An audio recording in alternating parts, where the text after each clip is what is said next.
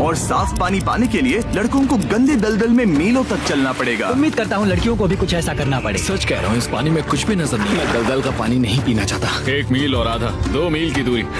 आज दूसरा दिन है। और घंटों की खोज के बाद लड़कों ने आखिरकार पानी ढूंढ ही लिया। हम पहुँच गए। फाइनली। तीसरे दिन लड़कियां पहले ही अपनी टीम के कुछ लोगों को बाहर निकालने की स्ट्रैटेजी बना रही थी ताकि उनका खाना बच सके। अगर हमें इसे एक टीम के तौर पर जीतना है, सच कहूँ तो ये 2 लोगों के लिए काफी नहीं होगा। मैं चाहती हूँ कि कम से कम 2 लोग आखिर तक बने मैं रहें। सहमत हूँ। और पूरी टीम के लिए ये बात साफ थी कि वो 2 लड़कियां कौन होंगी। फेड्री और जूलिया हमारी सर्वाइवल मॉमीज हैं और हम उनके हिसाब से काम करते हैं और जो भी जरूरी है वो करते हैं। और दूसरी तरफ लड़कों को इस बारे में कुछ भी नहीं पता था। मतलब हम अपने खाने पर रोक नहीं लगा रहे हैं और साथ ही हम किसी स्ट्रेटेजी की बात नहीं कर रहे हैं। 5 लोगों के लिए ये खाना बिल्कुल भी काफी नहीं है। हम 5 लोगों के साथ लास्ट तक नहीं पहुँच सकते।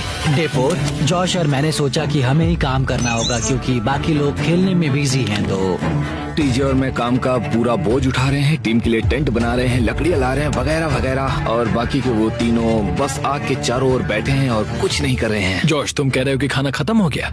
हाँ, कब?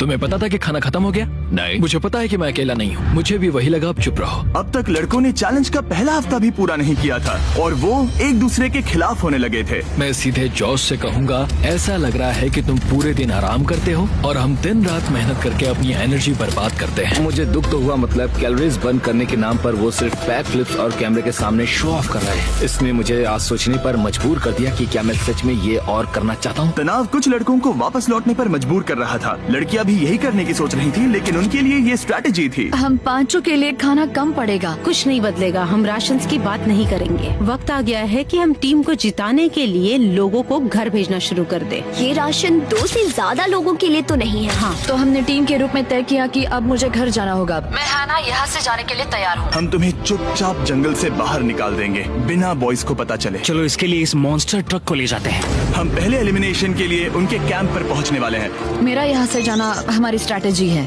अच्छा किया, बाकी लोगों के लिए ज्यादा खाना होगा। चलो तुम्हें यहाँ से बाहर निकाल रहे हैं। मैं चाहती हूँ कि तुम जीतो।